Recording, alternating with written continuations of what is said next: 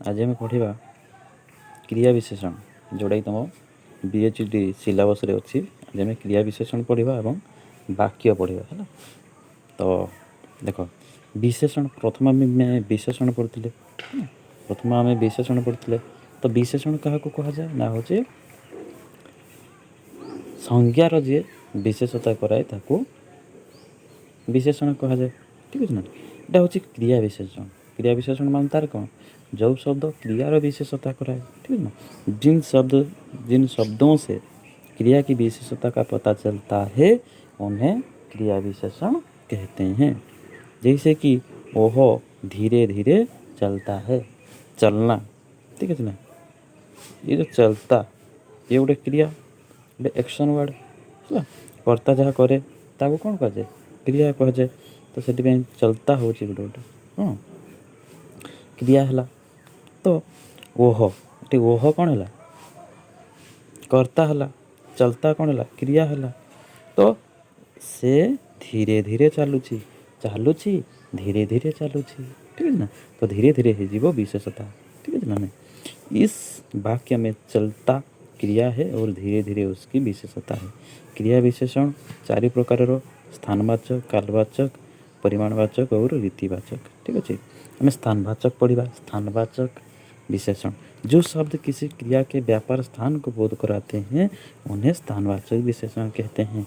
जैसे कि देखो यहाँ वहाँ कहाँ जहाँ सामने ये सब है। ये सब गोटे गोटे हूँ उदाहरण। जमी गोटे आम जब एग्जाम्पल दबा कनिका यहाँ चल रही है यहाँ चल रही है चालू अच्छी ये चालू अच्छी है ना। ये चलना गोटे कौन हो गोटे क्रिया हो। तो यहाँ हो कौन विशेषण। ठीक है ना। ताले क्रिया को विशेषता कराऊ तो यहाँ हो कौन क्रिया विशेषण। यहाँ ये चालू अच्छी ये चालू अच्छी है। खाऊ अच्छी ये खाऊ अच्छी कहीं खाऊ अच्छी कहाँ जहाँ ये कौटी से ये सब गोटे गोटे कौन हो स्थानवाचक विशेषण हम। तापर कौन कालवाचक जो शब्द किसी क्रिया के होने का समय बताता है। ठीक है ना। उन्हें कालवाचक विशेषण जैसे कि परसों, पहले, पीछे, कभी, अब, अभी अभी। परसों है बहुत दिन पहले मैंने आगरू, पीछे। जैसे कि मैं एक एग्जाम्पल आपको दे सकता हूँ कि वह आज जाएगा आज जाएगा कल जाएगा, खाएगा आज खाएगा कल खाएगा आज खाएगा। ये जो आज जो लगिला सी हूँ कालवाचक विशेषण। कालवाचक माने कौन तुम रोचे कालवाचक विशेषण माने कौन काल 3 प्रकार अच्छे। तो से भविष्यत है ना भूत भविष्यत वर्तमान। ठीक अच्छे। तुम सेमती परसों,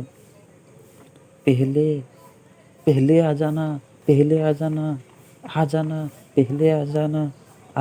आसीजु आगरू आसीजु। ये सब गोटे होगला कौन कालवाचक विशेषण। तापर कौन परिमाणवाचक विशेषण जो शब्द किसी क्रिया के परिमाण का जैसे कि बहुत काम बहुत काम, अधिक है ना कौन अधिक काम। ठीक है ना। वह बहुत ज़्यादा काम किया है वह बहुत ज़्यादा काम किया है काम ज़्यादा काम। ये सब कौन हो ना हूँ परिमाणवाचक। कुछ कौन हो उदाहरण एग्जाम्पल जदि आम कहीदे वह कुछ नहीं किया है कुछ नहीं किया है। ठीक है ना।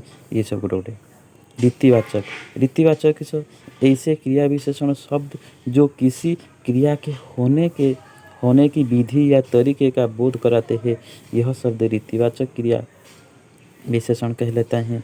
ऐसे क्रिया विशेषण शब्द जो किसी क्रिया के होने की बोध या तरीके का बोध कराते हैं। ठीक है ना। जैसे कि सोरे से ध्यान से चल रहा है। ठीक है ना।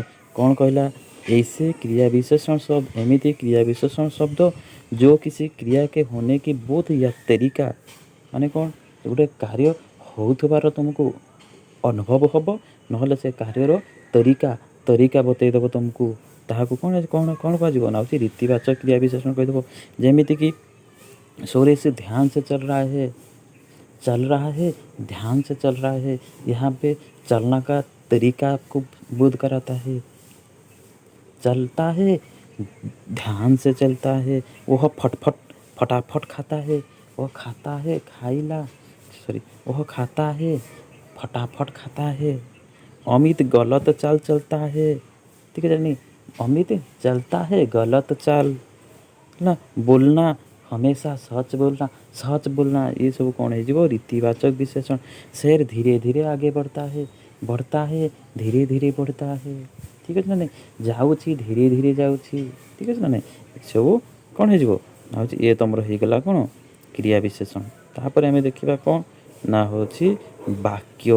वाक्य कौन, वाक्य की परिभाषा कौन होगला, दो या दो से अधिक पदों के सार्थक समूह हो जिसका पूरा अर्थ निकलता है उसे वाक्य कहते हैं। कौन कहला, दो या दो से अधिक पदों, पद क्या कह जाए, शब्द जितेबले कौन, शब्द जितेबले वाक्य व्यवहृत हुए से कौन कह ना हो पद कह।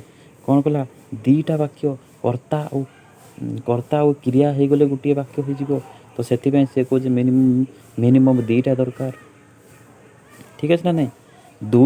दो या दो से अधिक पदों के सार्थक समूह हम, किंतु तार किसी अर्थ बाहर अर्थ बा न बाहर गोटे वाक्य बोली गणा ना, ठीक है ना नहीं। कर्ता और क्रिया के आधार पर वाक्य को दो प्रकार के भेद किए हैं, उद्देश्य और विधेय, ठीक है। जिसके बारे में बात की जाए उसे उद्देश्य कहते हैं, और जो बात की जाए उसे विधेय कहते हैं। जैसे कि देखो कौन कहला, जिसके बारे में बात की जाए माने कर्ता, जो बात की जाए कर्ता विषय रे जहाँ कहा जाए सेटा हूँ विधेय। जमी कि मोहन प्रयागराज में रहता है, मोहन हो कौन उद्देश्य, कहीं ना मोहन विषय रे कहा जाए, मोहन कौट रोचे प्रयागराज में रहता है, ये प्रयागराज हो विधेय, ठीक है ना नहीं। वाक्य के भेद और प्रकार, अर्थ के भेद पर वाक्य भेद है, रचना के आधार पर वाक्य भेद, अर्थ अनुसार वाक्यर अर्थ को लेकर वाक्य को भाग कराई, रचना अनुसार केमती देखो अर्थ के, ठीक है, अर्थ के आधार पर वाक्य के भेद हैं। विधानवाचक वाक्य, निषेधवाचक वाक्य, प्रश्नवाचक, तापर कौन कह जाए विस्मादिवाचक, आज्ञावाचक, इच्छावाचक, संकेतवाचक, सन्देहवाचक है, ठीक अच्छे। आम हूँ विधान, प्रथम देखा विधानवाचक वाक्य। विधानवाचक वाक्यर अर्थ कौन, यहीटा मन से आराम से सुनिब, वह वाक्य जिससे किसी प्रकार की जानकारी प्राप्ति होती है वह विधेयवादी बा एटा को सिंपल वाक्य बोली कहा जाए। विधानवाचक माने केवल सिंपल वाक्य कहा जीवो। भारत एक देश है, राम के पिता का नाम दशरथ है, ठीक है ना नहीं, एटा सिंपल विधेय माने होचे सिंपल, गोटे कर्ता गोटे होचे क्रिया थी, ठीक है ना नहीं। निषेध माने निषेध, किसी को निषेध कर देंगे माने नकारात्मक वाक्य वस्तु, जिन वाक्यों के से कार्य न होने का भाव प्रकट होता है उन्हें निषेध वाक्य। जैसे कि मैंने दूध नहीं पिया, मैंने खाना नहीं खाया, यहाँ पर कौन नेगेटिव आता है, ठीक है। प्रश्नवाचक, प्रश्न आसुथिबो, देखो वह वाक्य जिसके द्वारा किसी प्रकार प्रश्न किया जाता है वह प्रश्नवाचक वाक्य कहलाता है। जैसे कि भारत क्या है, ठीक है, राम के पिता कौन है, जो कौन क्या ये सब गोटे गोटे कौन हो क्रियावाचक सॉरी प्रश्नवाचक वाक्यर ये सब गोटे अंग, ठीक अच्छे। आज्ञावाचक, किसी आज्ञा देना, ठीक है नहीं, जैसे कि कृपया बैठ जाइए, सोचे है ना, शांत रहो, कबाड़ दे दो, सॉरी दरवाज़ा दे दो, ठीक है ना, जमीक तुम हो इंग्लीश रे कहा जाए सिट डाउन, आज्ञावाचक वह वाक्य जिसके द्वारा किसी प्रकार आज्ञा दी जाती है या प्रार्थना किया जाता है उसे आज्ञावाचक वाक्य कहते हैं। विस्मयादि वाक्य, वह वाक्य जिससे किसी प्रकार की गहरी अनुभूति का प्रदर्शन हो। विस्मयादि जमीक कि कितना सुंदर पवन है, विस्मय ସିଏ ଯେତେବେଳେ ଗୋଟେ ଡରି ଯାଉଥିବ ବା କିଛି ଆଶ୍ଚର୍ଯ୍ୟଜନକ ହିସାବରେ ସେଇଟା ହେଉଛି ବିସ୍ମୟଦି ବାକ୍ୟ। ଇଚ୍ଛାବାଚକ, ଇଚ୍ଛା ତୁମକୁ ଇଚ୍ଛା ହେଲେ କରିବ, ନ इच्छा हेले करिब नहीं। जिन वाक्यों में किसी इच्छा, आकांक्षा या आशीर्वाद का बोध होता है, जदि तुम देखिब आशीर्वाद भली गोटे वाक्य आसुथो सेटा होची इच्छावाचक। कौन पाई ना होची सी इच्छा हेले सी आशीर्वाद दब, न तार जदि इच्छा न हो सी आशीर्वाद भी दे न पारे। तो सेथिपाई इच्छा, आकांक्षा या आशीर्वाद का बोध होता है, उन्हें इच्छावाचक वाक्य कहते हैं। जैसे कि भगवान तुम्हें दीर्घायु करे ना, नववर्ष मंगल हो, इस आशीर्वाद वाक्य है।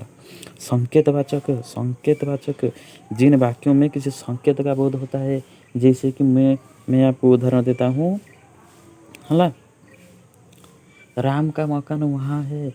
आपको यदि कोई आके पूछेगा कि आपका दोस्त का घर कहाँ है, तो आप संकेत करके बोलोगे कि वहाँ उसका घर उस तरफ है, इस तरफ है कि आगे है, ऐसे ये सब संकेतवाचक। संदेह करिब सेठी जिन वाक्यों से संदेह का बोध होता है, जैसे कि क्या वो यहाँ आया था, एटी कौन आसी से, क्या उसने काम कर लिया, कौन सी काम करदेला, ये सब रचना के आधार पर कौन हो ना सरल वाक्य, साधारण वाक्य।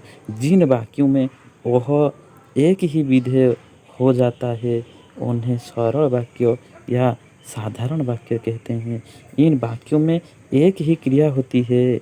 कौन कहला सरल वाक्य कौन हम ना होची गोटे तुमर हो कर्ता, गोटे क्रिया रहिबो, ठीक अच्छे, ताकू सरल वाक्य कह। संयुक्त वाक्य माने देख दो अथवा दो से अधिक साधारण वाक्य जो साधारणीकरण होते। देख दुईटा जितेबाला कौन कहला संयुक्त वाक्य, जितेबाला दुईटा साधारण वाक्य जितेबाला होची मिसिबे सेटाकू संयुक्त वाक्य कह। जैसे कि दो वाक्यों का सार्थक अर्थ निकलते हैं, जैसे कि गीता गई और सीता आई।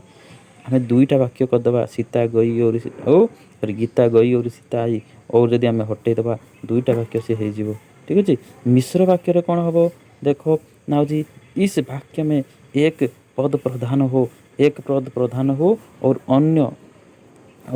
अन्य वाक्य आश्रित हो, तो उसे मिश्र वाक्य कहते हैं। जैसे कि वह चाहना है कि मैं यहाँ कभी न आऊँ, वह चाहता है कि मैं यहाँ कभी न आऊँ। से कौन कहला गोटे प्रधान, से चाहूँची यहाँ है मैं यहाँ न आऊँ, ये हो प्रधान, ये हो मिश्र, ठीक है। सॉरी आश्रित, कहीं गोटे कटिगले आउ गोटेर अर्थ किसी रही, ठीक अच्छे। ये होगला तुम हूँ वाक्य आउ क्रिया विशेषण तुम हूँ पूरापूरी तुमको पढ़ाईदेली, ठीक अच्छे। जदि भिडियोटी तुमको भल लगी ताले तुम सांग मान सहित सेयार कर, लाइक करदेव, ठीक अच्छे। हाँ तुम्हें जदि बीएचडी जदि क्वेश्चन प्रश्नपत्र बा सब बेले तुम हूँ बहुत वीडियो देख मु पकई टप क्वेश्चन लो बीएचडी क्वेश्चन कौन कौन आसूँ से क्वेश्चन को मुझे सब तुम मानक प्रश्नोत्तरी करी तुम्हें देखीदेव, ठीक अच्छे। Thank you. जय जगन्नाथ।